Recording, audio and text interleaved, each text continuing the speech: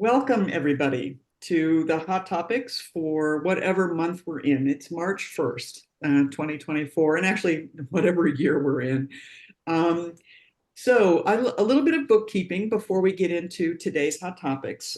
We have two more scheduled, and I expect we'll also have one scheduled in June. But in April, we're going to be having having our Hot Topics will be John Fink, who is the director of Metro's Public Health Department, Bureau of Environmental Health Services.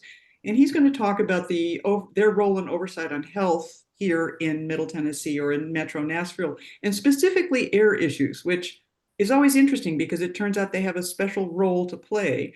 And to be honest, I always wanted to know about it, and now we're going to find out.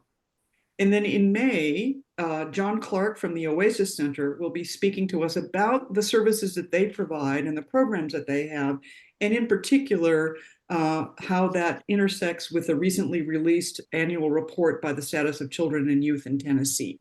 So that's April and May. June is still TBD, to be determined. And then I suspect we might also, I'm not sure if we're going to do July or not, but we usually stop in June, so we take off July. So anyway, that's what we're doing for the rest of the month. But today we have a very special speaker. We are joined by Dr. Nicole Hemmer, who's from Vanderbilt University, and she's going to be speaking on how the right radicalized and what it means for the 2024 elections. Given what's going on, I'm sure there will be plenty to say and how we got, she knows a little bit about how we got here. She is an associate professor of history and director of the Rogers Center for the American Presidency at Vanderbilt. She's recently moved here, I think in the last year or so, and she's an expert on the US right and author of Messengers of the Right, Conservative Media, and the Transformation of American Politics and Partisans, the conservative revolutionaries who remade American politics in the 1990s. I recommend it, even if you don't like this. I mean, if you remember this guy, actually, I'm reading it and I have body memories of this character. It's a wonderful, she's an amazing writer. It really does make me like, oh my gosh, I remember that. She's a columnist and podcaster and frequently provides analysis on US politics for a number of national and international outlets, including the New York Times, CNN, and the Washington Post. And on a personal note, I know and learned about Nikki by listening to the podcast This Day in Esoteric Political History with her co-hosts, Jody Abergan, and I think I got that right, and Kelly Carter Jackson. They provide a romp through the political past of each day. And I highly recommend it because it is not only informative, but those three absolutely enjoy each other and they make it so much fun. So with that, I would like to say, welcome, Nikki. We're very excited to have you here. Well, thank you so much for having me, and that's such a generous introduction. I'm going to share my screen. We'll see how that goes. Here we go. Okay, can you see that all right? Perfect. All right, so as Karen mentioned, I'm going to be talking today about how the right radicalized and what it means for the 2024 election. And most of the talk today is going to be about the how, a little less about what it means, because I think we can tackle that more in the Q&A. But I wanted to kind of give a history of how we got to this moment. I think that we all have probably pretty strong memories of the insurrection at the Capitol in 2021, and that felt like evidence that the right had rapidly radicalized over the course of the Trump presidency. But what I want to talk about today is how that was part of a much longer process that has been going on for at least the last 30 years or so, and to talk about why it happened and what it means going forward. And I'd like to start actually not at the Capitol, but in Charlottesville, Virginia. So I lived and worked in Charlottesville in 2017. I was there for several years as a historian working on the right and the far right. One thing that a lot of people outside of Charlottesville didn't realize at the time was August 11th and 12th, 2017, when we get these startling images coming out of Charlottesville. That was the culmination of months of right-wing activism, far-right activism in the city. The first time that torches came to Charlottesville was not in August of 2017, but was that spring, when members of a group called the alt-right had targeted Charlottesville ostensibly over the decision to remove the statues of Robert E. Lee and Stonewall Jackson that were in the downtown part of the city. It was actually about a lot more than that. The gathering of the alt-right, both in the spring and then later in that summer, was about what politics would look like in the United States, how central white supremacy and radical political violence would be to American politics going forward. The torches arrived in the spring. The Ku Klux Klan came for a big rally in July of that year. And then, of course, in August came what was called the Unite the Right rally. And I was writing at the time for a number of different outlets. I was sent to cover the rally, which, as you all know, very quickly turned into a street brawl and a terror attack, culminating in the car attack against anti-racist protesters that led to the death of Heather Heyer and led a number of other people to be just devastatingly wounded. That was called the Unite the Right rally because the organizers of that rally saw it as an opportunity to bring this radical right element closer to the heart of the Republican Party. And in many ways, they achieved that. In many ways, the insurrection at the Capitol in 2021 was the fulfillment of their vision. But all of this did not begin in Charlottesville. It did not begin with the 2016 election. Part of it is just a very long story of violent reactionary politics in the United States, often timed around elections. This is a political cartoon from 1874. You can see the registrar where Black voters are trying to vote, holding a gun. Violence was a regular part of elections, particularly when Black men were trying to vote during the Reconstruction era. This culminates in 1898 in the one successful coup in the United States that we know of. In 1898 in Wilmington, they were putting together a biracial government for the city, and a group of white vigilantes came and attacked Black residents in the town. They refused to let politicians take their seats, and they ultimately overthrew the government of Wilmington in order to prevent interracial governance for the city. It's also something that you see in the 1920s with the Ku Klux Klan. The Klan in the 1920s was very much a mainstream political organization. It had major influence on both the Democratic and Republican parties at the time. And it was also still a violent organization. I think that a lot of times, to the extent that people talk about the 1920s Klan, they talk about it as an electoral force, but it was also a vigilante force that used violence against Black people, Jewish people, Catholics, immigrants, in order to bring into being the politics that they wanted, which was the politics of a nation for white people, by white people, led by white people.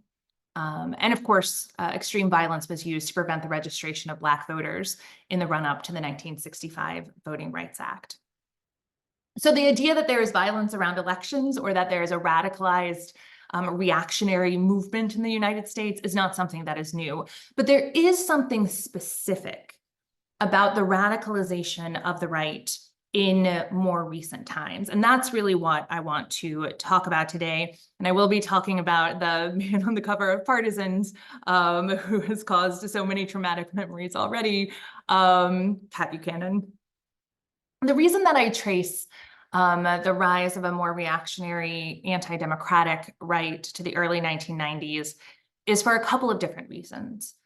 First of all, the 1990s gives rise to a new media environment in the United States. It's in the 1990s, not only that like cable news in the form of CNN comes into its own, but MSNBC and Fox News are founded in 1996.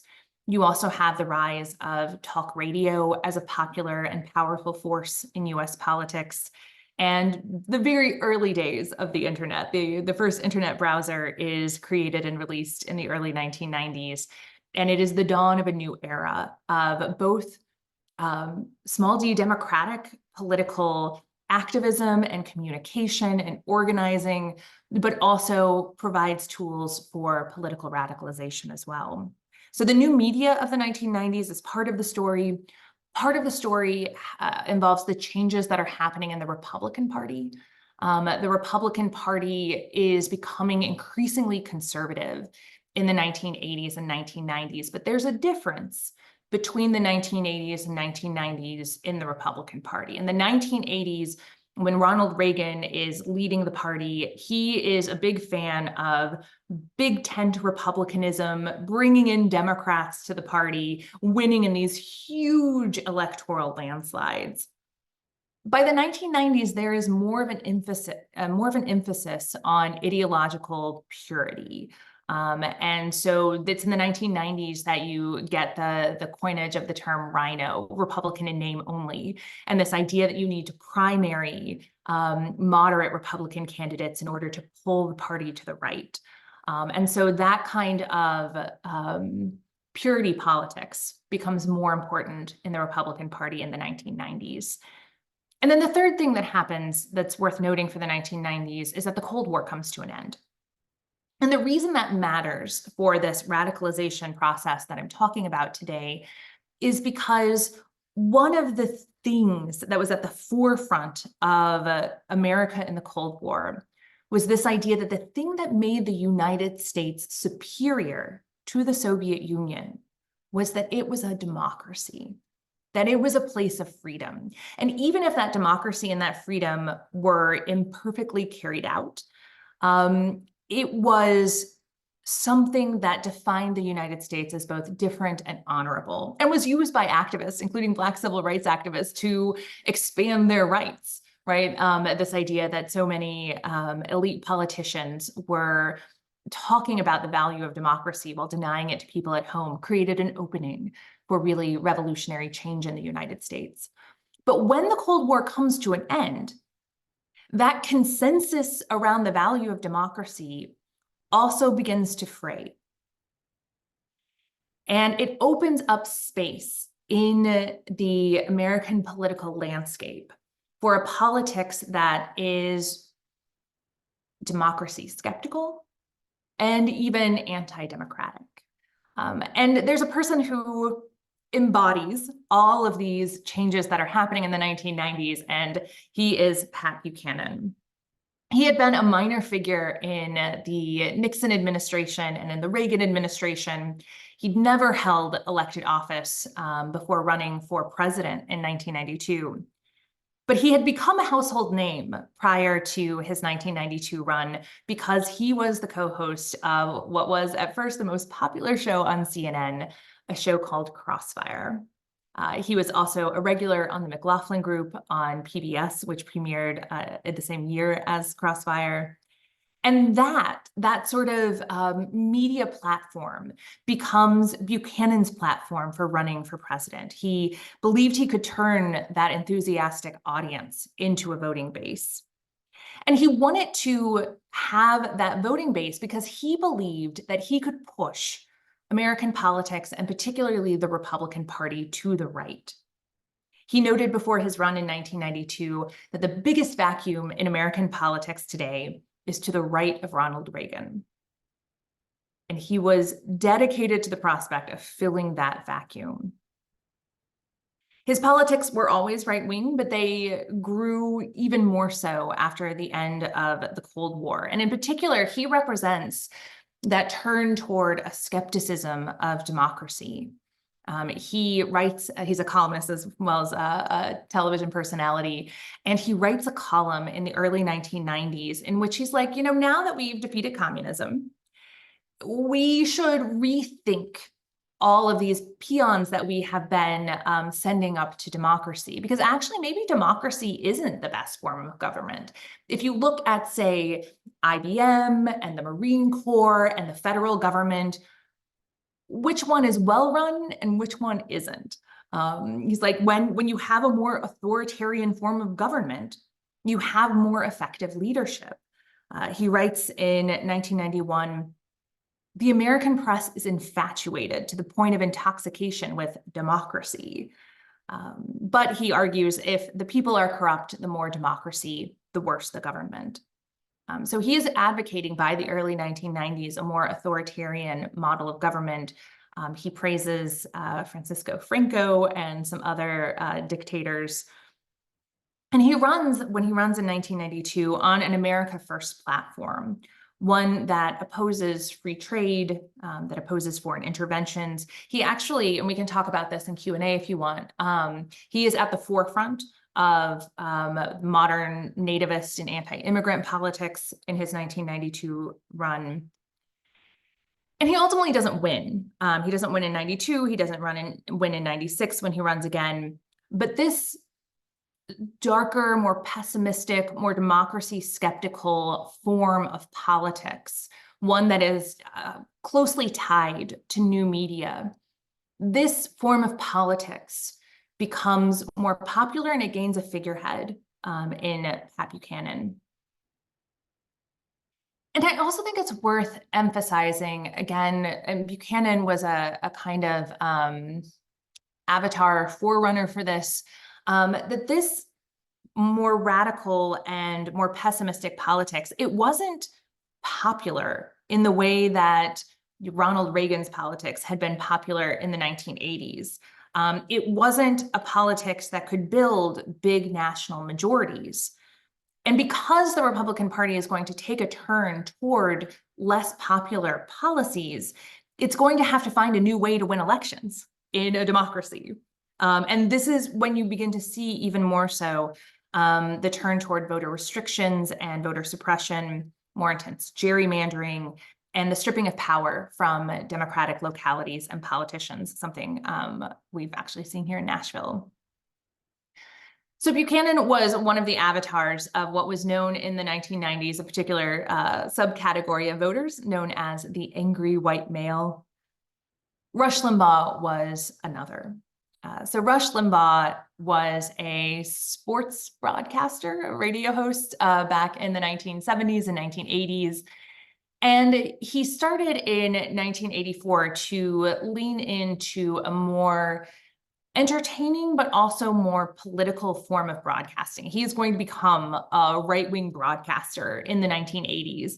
And he becomes so popular in Sacramento that in 1988, he's given the opportunity to have a nationally syndicated show.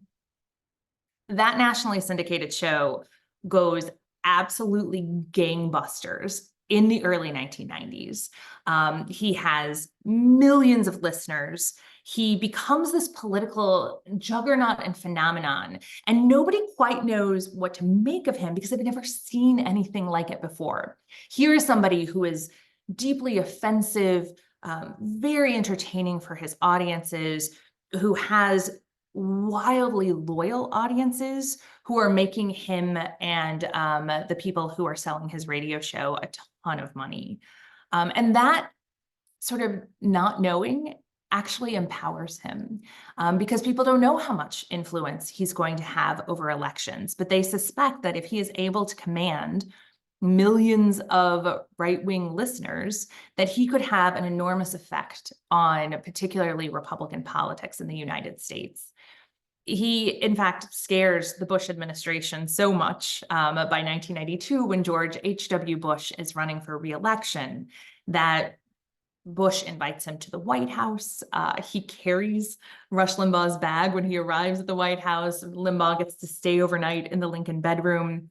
In 1994, he is somebody who is solicited by a number of different Republicans who are running for office. And when in 1994, Republicans take back the House of Representatives, Rush Limbaugh is there at freshman orientation. They make him a honorary member of the Republican caucus. They call him the majority maker. And he is imbued with kind of a legend of political power, right? The reason that Republicans are winning is because of Rush Limbaugh. And that gives him kind of an outsized influence. And what he does with that influence is he works to drag the Republican Party to the right. He calls out specific politicians whenever they are not towing the conservative line. And he is actually able to, especially in primaries in localities that have lots of Limbaugh listeners, to put pressure on politicians to either move to the right in order to win their primary, or to get people to vote for primary opponents to topple Republicans who he does not consider conservative enough. And that sort of mix of conservative media and Republican Party politics, that is only going to get stronger and more entwined as you go through the 1990s and the 2000s. In 1996, Fox News comes on the scene. By the early 2000s, it is a key part of the Republican communication strategy. In the years 2000 to 2002, in just a few short years, dozens of new conservative talk radio programs come online. That's when Sean Hannity gets a show, when Glenn Beck gets a show, when all of those voices come together to create what we now think of as a conservative media ecosystem that allows for listeners and audiences to become kind of detached from other sources of information. It allows for that sort of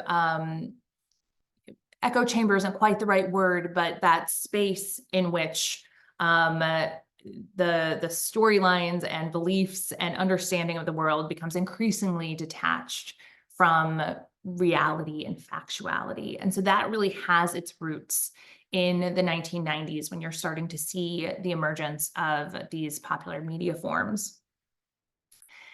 The other sort of avatar of the angry white male in the 1990s is the militia movement. And this is not separate from the conversation about Republican politics and Republican media, conservative media, right-wing media. Private militias are illegal in all 50 states. But in the late 1980s and early 1990s, they became part of a rapidly growing movement that called itself the Patriot Movement. It involved armed groups, often who wore uniforms, who ran drills and practiced for an imminent revolution. Here is a famous leader of the militia of Montana, which was one of the more radical militias of the era. For some people who were involved in militias, this was a revolution against the government and federal agents. Federal agents were often the target of a number of these militias, particularly after Ruby Ridge in 1992 and Waco in 1993. For others, it was a race war. There's a number of different white supremacist groups who are entangled with these militias. And I want to note that while militias were seen as kind of a key space for angry white men in the 1990s, about a third of the people who belonged to militias were women. So there is this does become a space, a broader space of social and political and military organizing for the right. They share a belief that the US government and supranational organizations like the United Nations were preparing to come in and strip the US of its sovereignty. And they were the last line of defense. If the US was going to continue to be a free country, you had to have these armed militias in order to stop this encroachment on people's rights.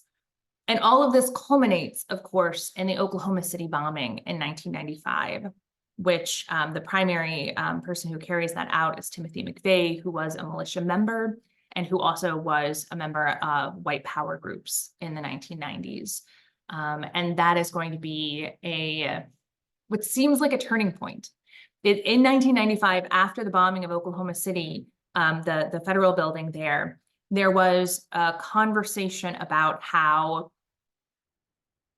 the militia movement has now collapsed. It's gone too far. We're not going to have to worry about these militias anymore. And you will see that false belief in an ending is something that often happens with the radical right. One of the places where we see kind of the legacy of the militia movement in the 1990s, even after Oklahoma City, is in the fight for gun regulation and gun absolutism.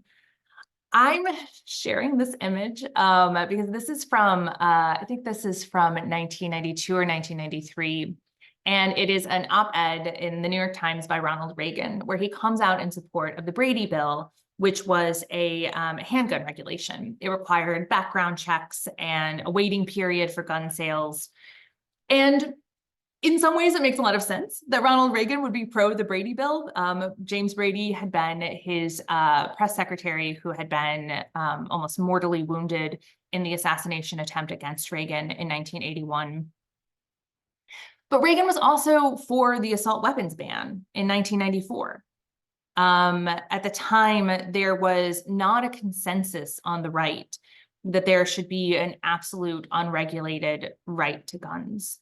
And the reason that I talk about this is because this is the moment when that becomes a litmus test policy, is in 1993 and 1994 in the battles over the Brady Bill and the assault weapons ban, which is part of the Omnibus Crime Bill.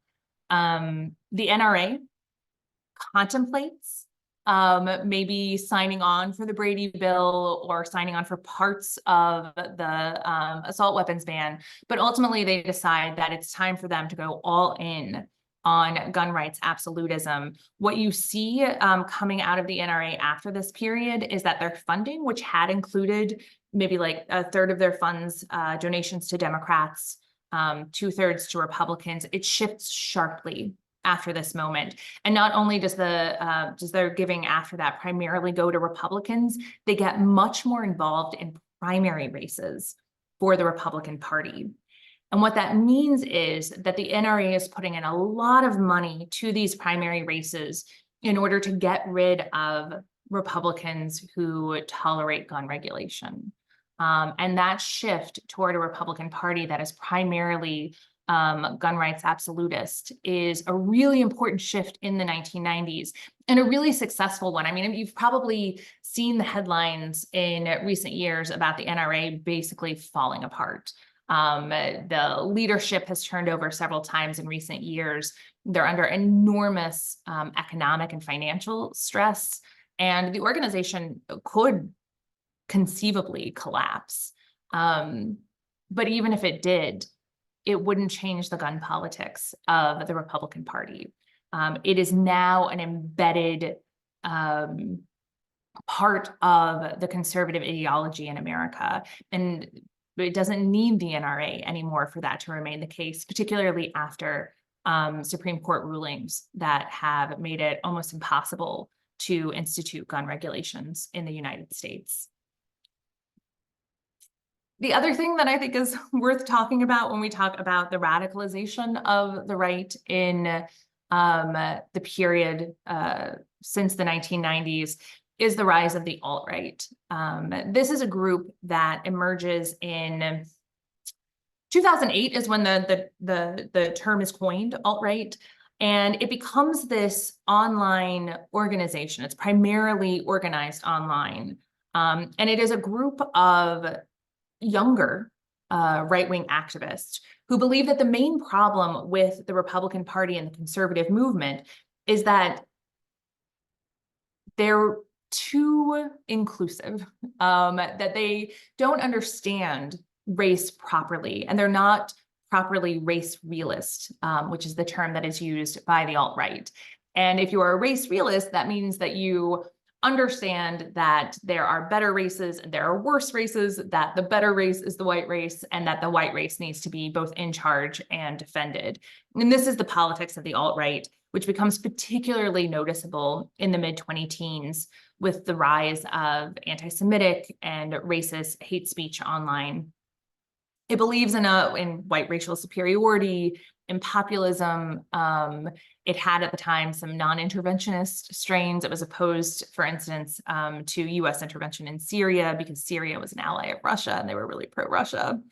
And the alt-right becomes a central focus of conversation in August of 2016, when Donald Trump appoints Steve Bannon as his campaign manager.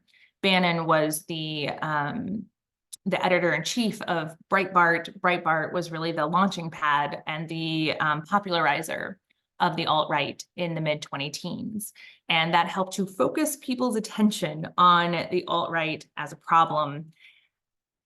And it served as this kind of signal moment of the melding of what some people had considered a fringe far-right movement and the Republican Party.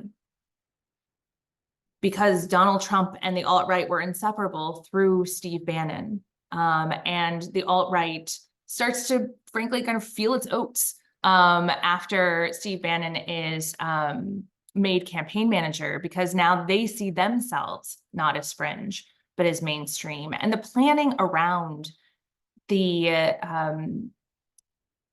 rally in Charlottesville in 2017 was about bringing that into reality. You know, the alt-right had been an online phenomenon primarily, but now they were newly empowered by the Trump administration, and they wanted to come out into the real world and claim their power. That's what that rally was about, uniting the MAGA right with the alt-right. And, you know, there's this interesting thing that happens in Charlottesville in 2017. And that is because there's so much just public distress and outcry and outrage after the murder of Heather Heyer, after just like the image of Nazi flags and Confederate flags flying in this small town. People talked about the alt-right just like they talked about the militia movement, as a movement that had gone too far and was now collapsing. And in some ways, they were right. There were organizations like the Traditional Workers' Party and a number of different militias that collapsed, they go away. Others were sued into oblivion. Leaders like Richard Spencer, who had been the head of the rally in Charlottesville, more or less goes away and becomes irrelevant. But the energy behind the alt-right and the ideology and that idea of a more violent, more racist politics being at the forefront of the Republican Party, but also of US politics more broadly, did not go away. It got more powerful under a different banner.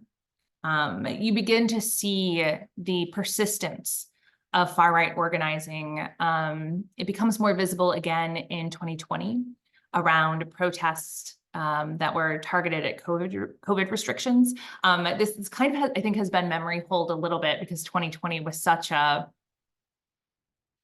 wild year. But during the March and April and into May of 2020, there were violent groups, including the Boogaloo Boys, who were showing up at these protests. It's during this time that you have the attempted kidnapping of Gretchen Whitmer, and that kind of organizing going on in Michigan and other parts of the country, rallies at state houses that had the potential to turn violent. But it really is at the insurrection at the Capitol where you see kind of this radicalization bear fruit. This is what it was for.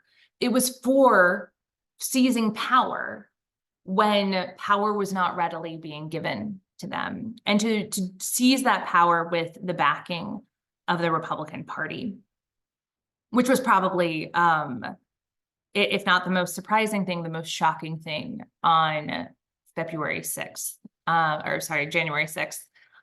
which is, you know, not only do you have this violent attack on the Capitol, but while blood is still drying on the floor, the majority of Republican office holders go in and vote to overturn the 2020 election. And since then, there has been a kind of coalescing around the idea that January 6th wasn't that bad, that the people who were arrested on January 6th are political prisoners. And that is certainly part of the campaign rhetoric now around Donald Trump.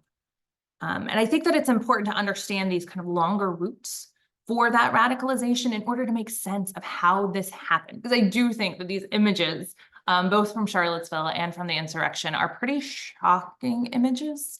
But they're also now part of our political reality, and something that, given that the 2024 election is almost certainly going to involve the same candidates as 2020, that we need to be carefully attuned to, both in the run-up toward the election and in the aftermath of the election. And while a lot of that is not great and a little scary, because the rationalization of the insurrection makes it more likely that more violence will happen in the future, I do think that, to leave you on a kind of positive note for this part of the talk, it matters that there have been hundreds of people successfully prosecuted for the violence on January 6th and for the violence in Charlottesville. A friend of mine, Kathleen Ballou, writes a lot about white power and far-right organizing and activism, and talks about how the federal government kind of stopped prosecuting this kind of terrorism and violence in sweeping ways, that they would do these kind of like lone wolf prosecutions. They didn't have like a broad framework for these groups as domestic terrorists or as violent groups and organizations that needed to be taken apart. And after Charlottesville, there was a real push to try novel legal approaches to dismantling some of these groups, preventing them from bringing weapons whenever they did rally, prosecutions and civil cases that drained quite a lot of money from some of these groups, and including bankrupting a number of them. And that willingness to prosecute en masse, that willingness to approach these cases with a much broader and very successful sort of conspiracy framework. A number of people, as you know, have been prosecuted successfully for seditious conspiracy, something that hadn't been done for quite a long time, and certainly hadn't been done against white power groups for decades. That shift has been really important. It matters that the judicial system is taking seriously these groups as sort of broad organizations of political violence. And that is one place where I look, where I say, okay, we don't have a cohesive agreement that January 6th was bad, but what we do have is a successful set of legal strategies to try to ensure that something like this is less likely to happen in the future. So I will leave it there, and I'm really looking forward to our conversation.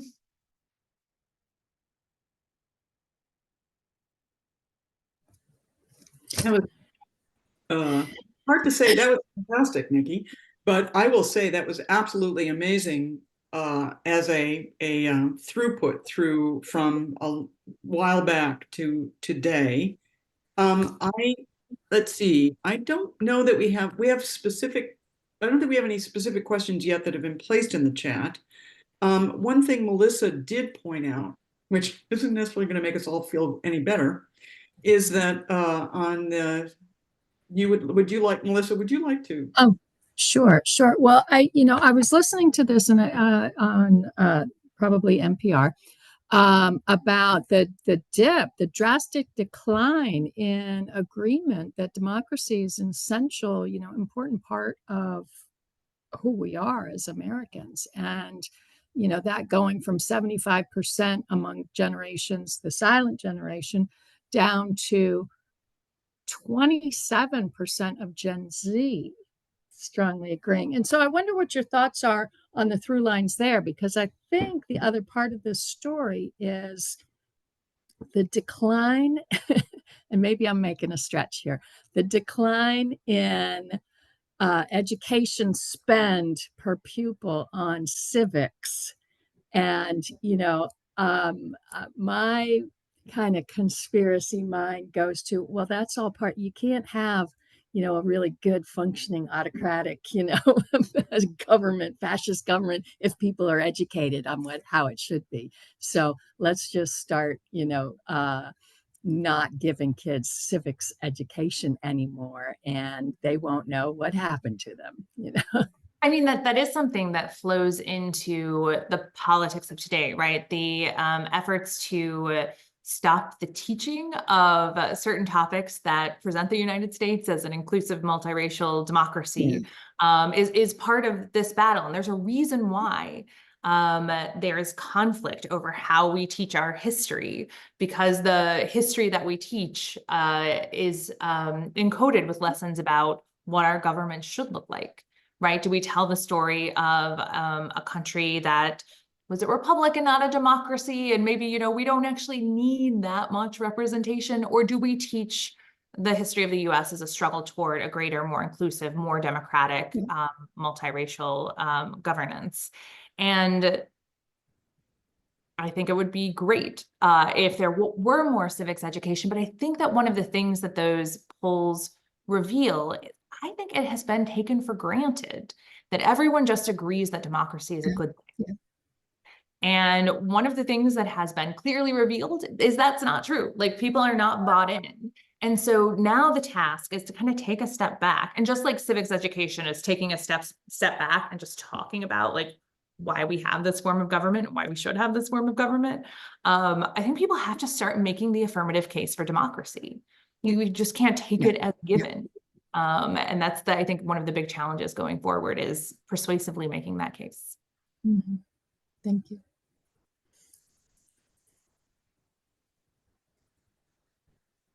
I think so. There's another question, which is interesting. I'd like to hear your thoughts, Nicole, on Newt Gingrich. And while the examples you provided certainly,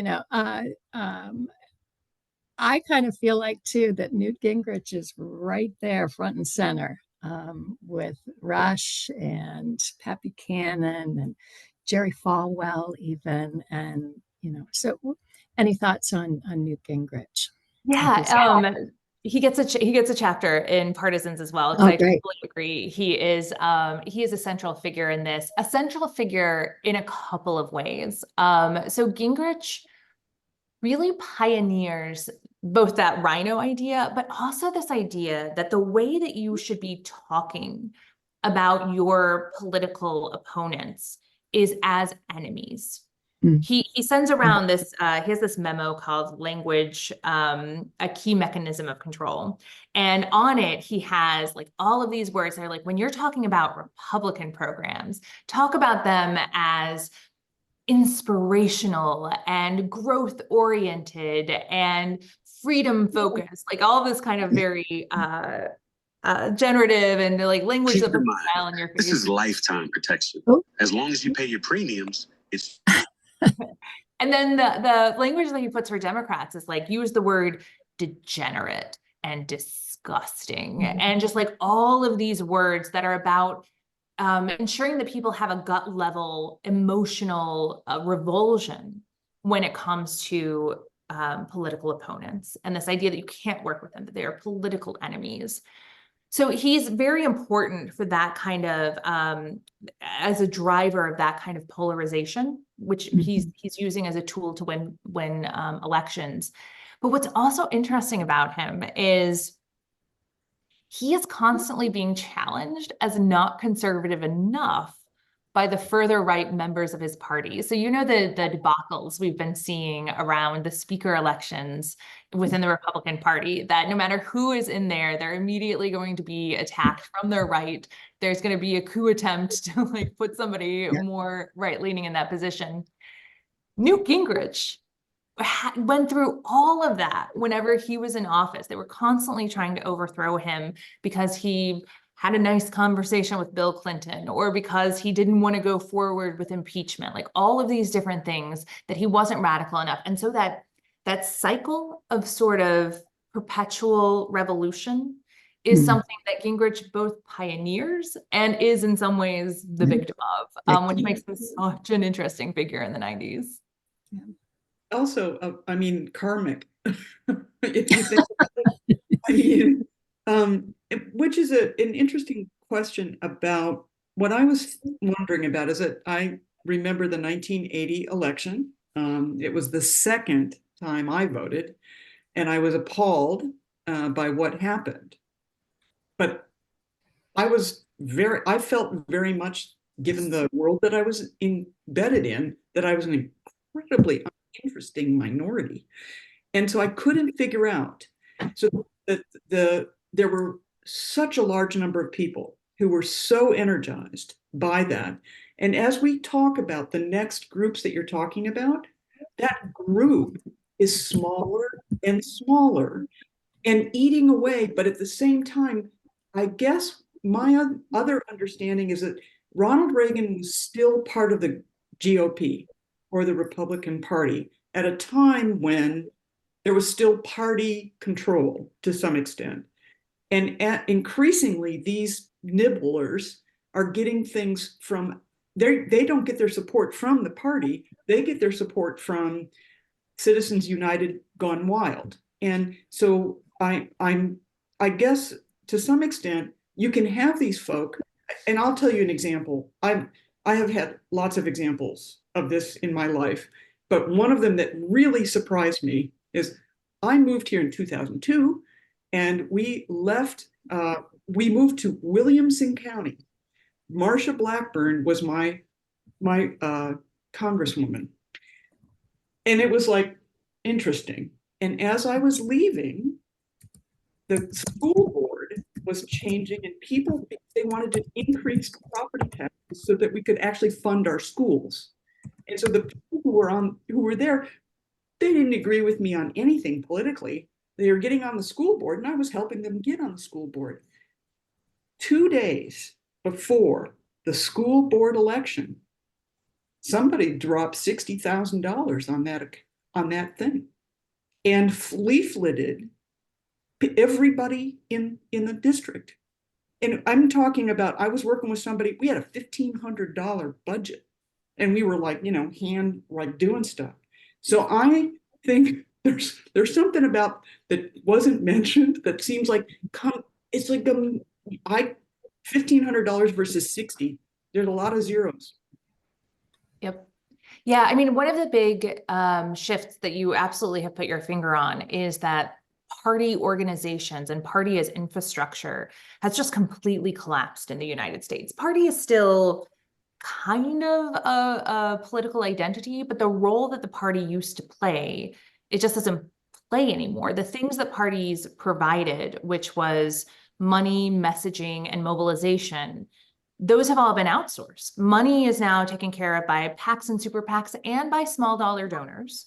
Right. After by 2008 is the big election where it really breaks through, where people can actually donate. And so now the party doesn't have as strong of a role there. Messaging on the right has been completely outsourced to conservative media and now social media.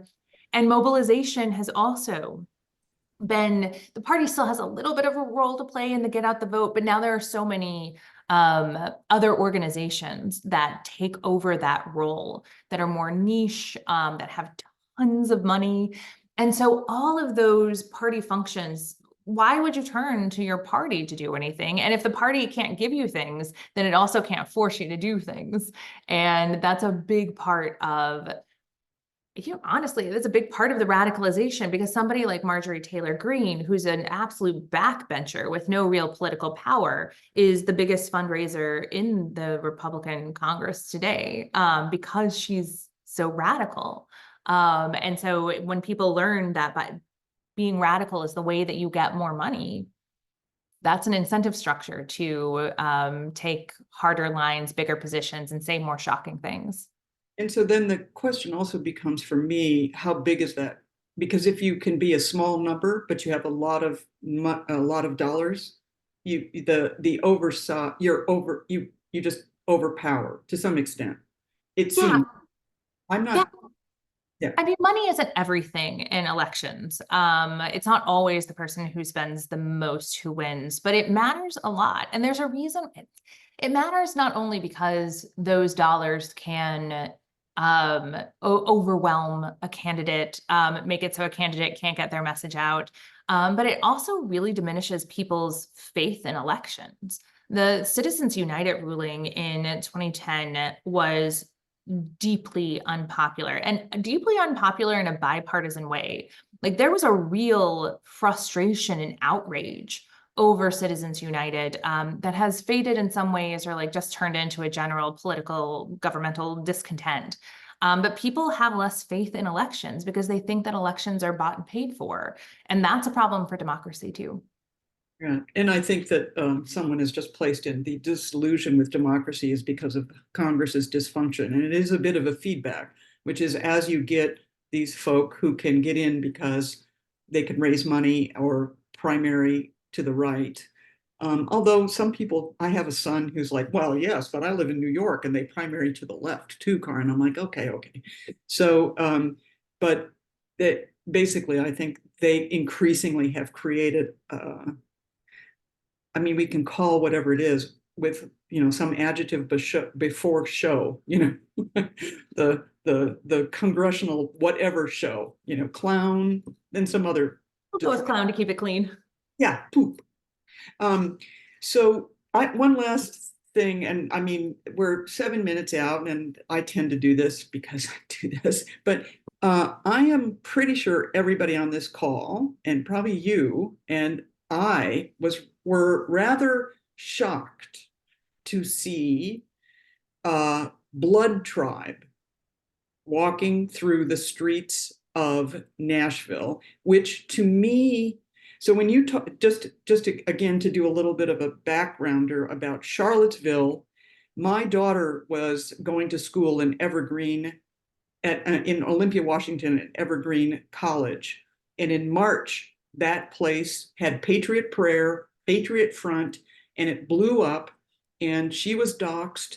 There were the place was shut down. There were people with guns all over the place, et cetera. And that was in March of 2017. So and it was started out because Patriot Prayer and Patriot Front could show up because it's a public institution and basically talk. And by the way, Evergreen has a thing called the Red Square, which is hilarious. So they would come up into the Red Square, and then it became a Fox News story.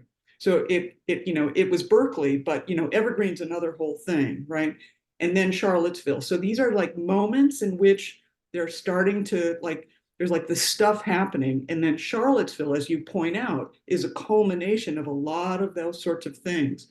I'm just saying, Blood Tribe walking through the streets of Nashville, and they have already gone to Madison. They've already been in Ohio, I believe, and they got thrown out of Maine. But I'm just saying, they seem like yet another one of those things. So, yeah, there are any number of these kind of local militias and local groups. Some of them are street gangs. Some of them are white power groups that sometimes march without violence and sometimes march with violence. And we shouldn't be surprised to see them. Nashville, first of all, has been a center of radical organizing in recent years around a number of different issues. Some of those are mainstream groups who have attacked the Vanderbilt University Medical Center. Obviously, there have been a lot of showdowns at the State House that have made Nashville, again, like as a blue city with a very Republican State House right in the heart of it, makes it a site of a lot of conflict and makes it a rich symbolic site for a number of these groups. And so you do see this. And the thing is, I think we don't necessarily get enough journalism on this to connect the dots, because you see it in Nashville, in Austin not too long ago, there was sort of leafleting with swastikas and anti-Semitic statements, and a synagogue there was Molotov cocktailed, and this sort of connective tissue between these groups. They're different groups, but they're acting out of the same ideology. And they are very much related to the groups at Charlottesville, the groups out in places like Oregon and Washington, which has long been a hotbed of far-right white power organizing. This is all part of a political and social movement that has to be analyzed, exposed, and countered because they are a real threat both to people's safety, but also to multiracial democracy. So what would you recommend for a local group that happens to be in this blue marble that is being used this way, that is bipartisan, but on this, et cetera, i.e. the League of Women Voters? Yeah, I mean, I think that one of the best things that groups can do, especially if they're nonpartisan groups and it is important that they have a message that reaches out to people from a lot of different political backgrounds. I think that this making the case for democracy idea is really, really important. I realize it's a very back to square one idea. But if we don't have organizations across the board making the case for why democracy is a good thing, and then also doing the sort of grunt work of registering voters and staffing the polls and doing sort of it's like the grunt work of democracy, but it's like those things are what make elections work, what make elections meaningful. Elections aren't the only way that people express their citizenship in a democracy. And I think that also should be part of the conversation is how are we, I mean, this is a much bigger question, but how are we building healthy and informed communities in a time when those communities are under attack, when there are a lot of pressures for people to be at one another's throats? How do you sort of help to stabilize and strengthen justice and democracy and community in this space? And groups like the League of Women Voters is excellent for that, because this right here is what functioning democracy looks like. And so, I mean, it's every time you meet, you're engaging in citizenship, and that's a really, really important model for any community. And possibly not taking the bait of things like blood tribe, maybe. Although it's really hard for me not to take that bait. I'm just saying. So I will say this, because I worked with organizers in Charlottesville during those many months. And one of the things that they said is that it is important to show up. You don't want to give Blood Tribe or another far-right group the ability to have this big splashy media moment where they're out there and it looks like nobody opposes them. The reason that counter-protesters show up is to make clear visually that the community does not accept this and that people do stand against it. So I do think that there is value in some groups showing up in those situations just to show that these groups are opposed. Well, we could probably continue on, but I do want folk to, I guess I'm supposed to stop these things, even though I could just keep going. And also make sure that people before they leave realize that this has been an absolutely, or I'm just going to say it, this has been absolutely fantastic. And this particular ending thing about saying, well, just be the cute little people who make that case for democracy and sign up people to register to vote and get the vote out. That is what we do. And Nicole has just told us that is what we should do. And I'm very excited about that. And also show up with our little signs and, whatever at whatever place, downtown or wherever it is. I just appreciate it so much. And I will say that if Nicole wants to hang out a little longer, I can hang out for maybe 5 to 10 minutes. I have a 1:30 lunch date. Okay, is anybody interested in, because possibly Karen and Melissa, but Karen anybody got? I've got another one. I've got another meeting.